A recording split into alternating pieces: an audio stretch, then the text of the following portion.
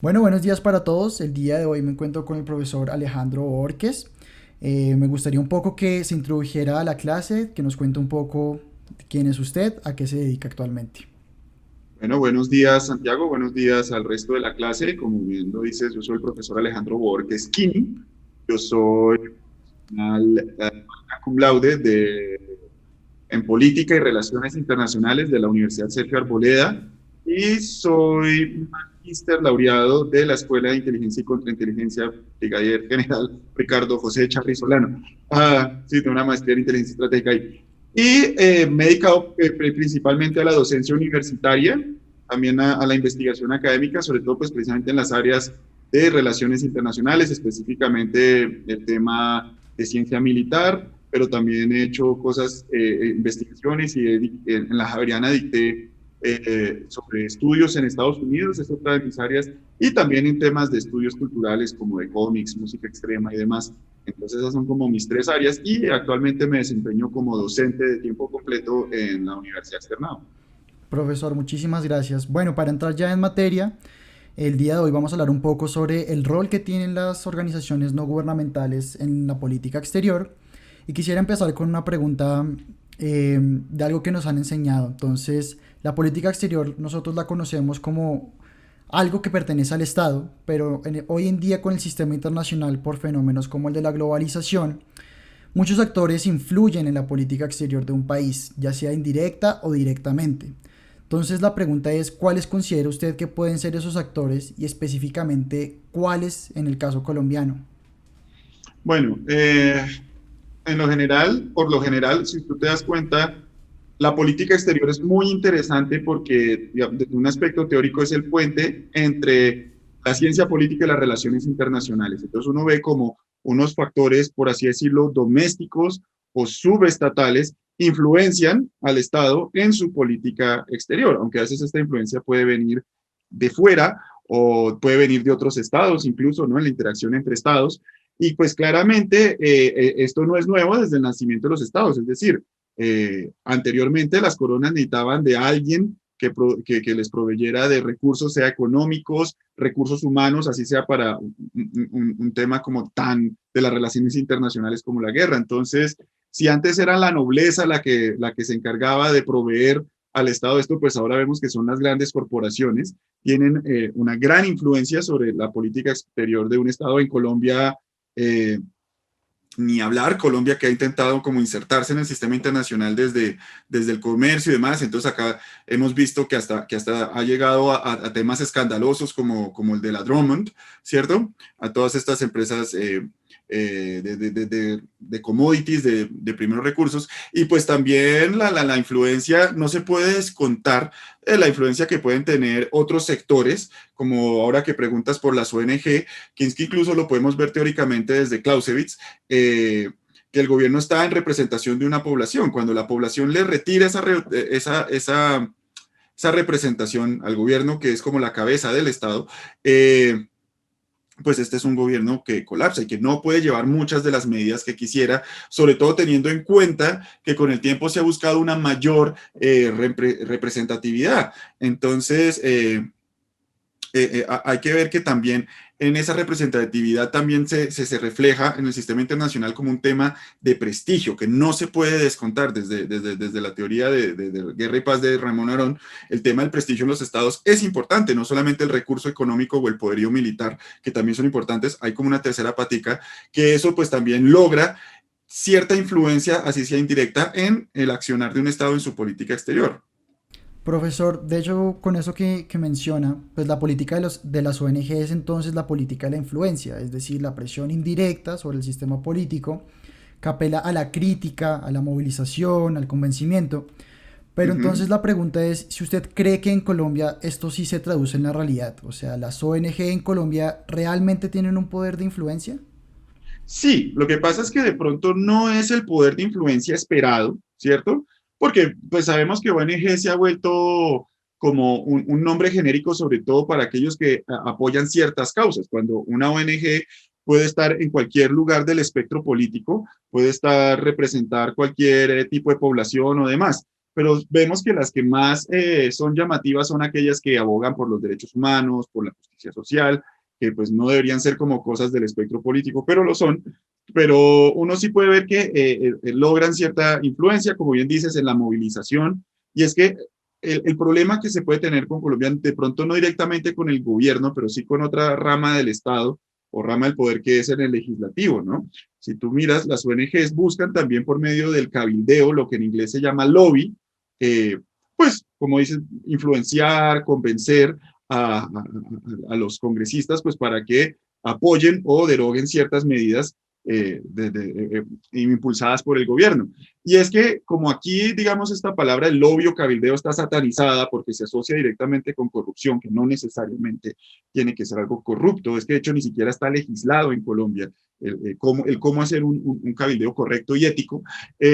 Por eso es que de pronto no se ve esa influencia, pero claramente no son, estas ONG no es que se estén sentadas, no es que no hagan nada, simplemente es que como en todo tema político, pues es un choque de poderes, un choque de influencias, y a veces algunas personas esperarían una mayor influencia, pero ustedes también podrían uno devolver la pregunta. Imagínense donde estas ONGs no actuaran, de pronto las cosas podrían ser mucho más, pues no mucho más, pero sí distintas a lo que estamos viviendo, tanto en política doméstica como en exterior.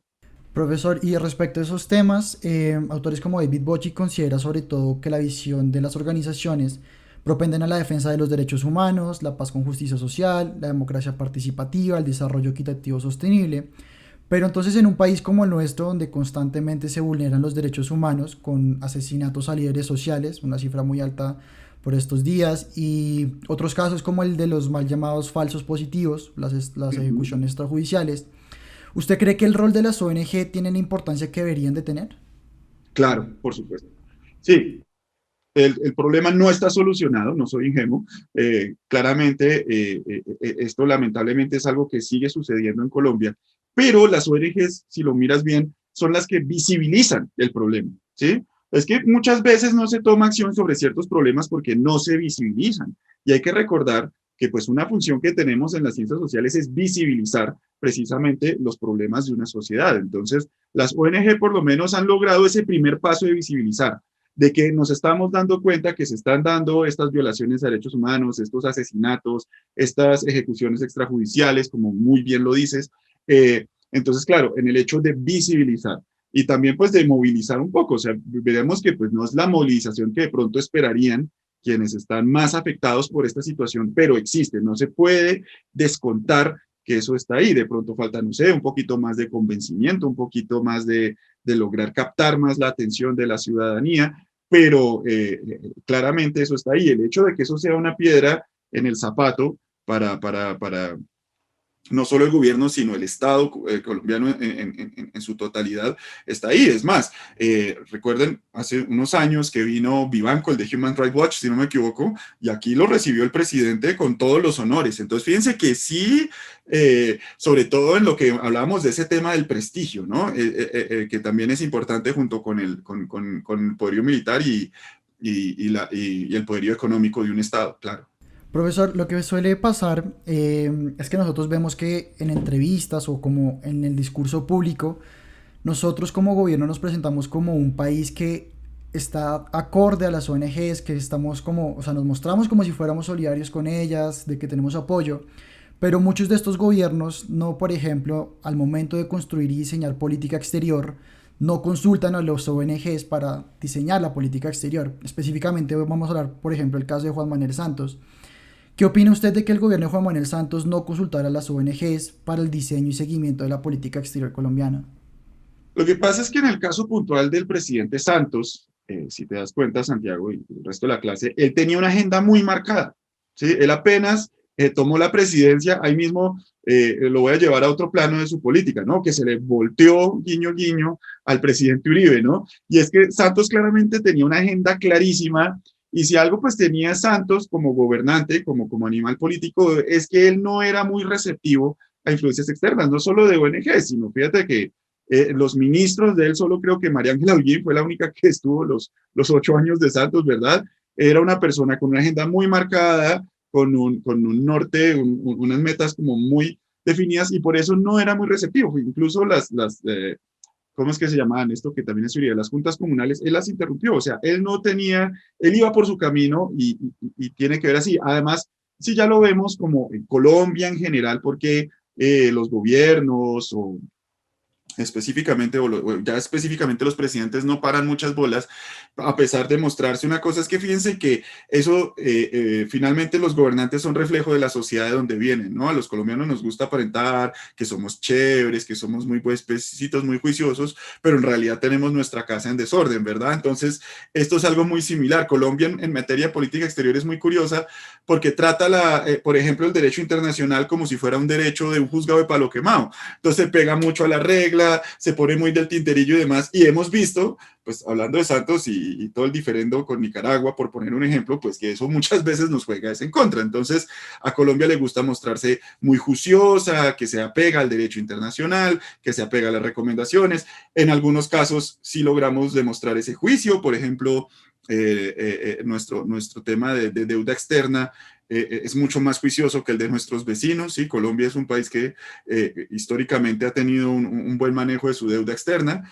Entonces, pero es por eso, porque es que tenemos esa necesidad como de aparentar de ser los más juiciosos, a pesar de tener nuestra casa en desorden. Y pues vuelve y juega que yo creo que esto va a ser como el eje central de esta discusión, pues el tema del prestigio, ¿no? Colombia pues requiere mucho prestigio, además porque fíjate que cosas como el narcotráfico, como estos conflictos prolongados que hemos tenido, pues nos quitan puntos de prestigio tremendos, ¿no? Entonces, Colombia siempre está ahí como, no, eso, no, ya lo estamos, eso es como la sensación que da.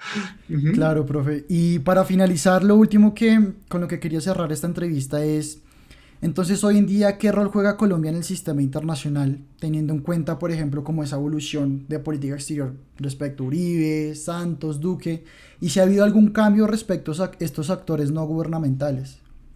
A mí, honestamente, me parece que la política exterior colombiana ha tenido una mayor continuidad. O sea, en realidad no se nota una variación. O sea, si te das cuenta, seguimos dependiendo mucho de los Estados Unidos, entonces vamos muy alineados con lo que sucede en Estados Unidos. Es que fíjate cómo el proyecto político de Uribe empieza a cojear cuando asciende Barack Obama, perdón, cuando se inaugura Barack Obama en la presidencia americana, ¿verdad?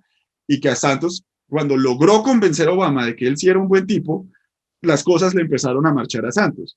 Ahora vemos que asume el presidente Biden, entonces vemos a Duque tratando, sí, de convencer a Biden de que, pero pues claramente Biden, ya que aquí se le pegó a Trump, el presidente Duque, pues esto sí fue una gafé. Entonces, fíjate que en ese sentido, no ha habido mucha variación, es decir, seguimos en esa línea, sino que lo que cambia es mucho la relación entre presidentes y cómo Colombia se muestra, vuelve y juega, como, ¿sí? Fíjate que eso sí es propio de todos los estados, esto lo puedes mirar desde la sociedad anárquica de Hedley Bull, que todo estado va a justificar sus acciones, ¿sí? Entonces Uribe trata de mostrarse como el garante moral, ¿sí? Frente a los ataques guerrilleros, al avance del socialismo del siglo XXI, que era pintado, pues era retratado como una amenaza, ¿cierto? El Congreso de Sao Paulo o de Río, bueno, una de las ciudades brasileñas ahorita, qué pena, como siempre los nombres se me dan un poco, en donde pues precisamente esta amenaza, como si esto fuera la Guerra Fría, una cosa impresionante, y lo que hace Santos es tratar por lo menos de suavizar esas relaciones, decir, bueno, ¿sabe qué? Mátense, no importa, yo acá tengo mi proyecto, precisamente, y con Duque pues se retomen estas, así como para hablar de las últimas 3 presidencias, además porque aquí hablamos de 12 años, ¿no? Es tremendo este asunto, o sea, solo Samper de pronto le hizo el quite un poco cuando dijo yo no necesito visa para ir a Chaparral, pero aún así, pues Colombia por su posición en el sistema internacional sigue siendo un pivote geopolítico. Nosotros conectamos Caribe con Pacífico, Centro con Suramérica, Andes con Amazonas, que es algo pues que no hemos sabido pues aprovechar del todo precisamente y seguimos así, como con esta idea de que si somos juiciosos nos van a dejar en paz o por lo menos aparentar ser juiciosos. Fíjate que uno puede notar más continuidades que realmente cambios drásticos en la política exterior colombiana. Profesor, listo, eso sería todo. Muchísimas gracias por un poco de su tiempo No, y con no mucho sé si gusto. se quiere despedir un poco de la clase. Muchísimas gracias. Bueno, muchas gracias Santiago por la invitación. Aquí estoy para ayudarles y bueno, el resto de la clase un saludo y bueno, y que sobrevivamos a este encierro. Estén todos muy bien.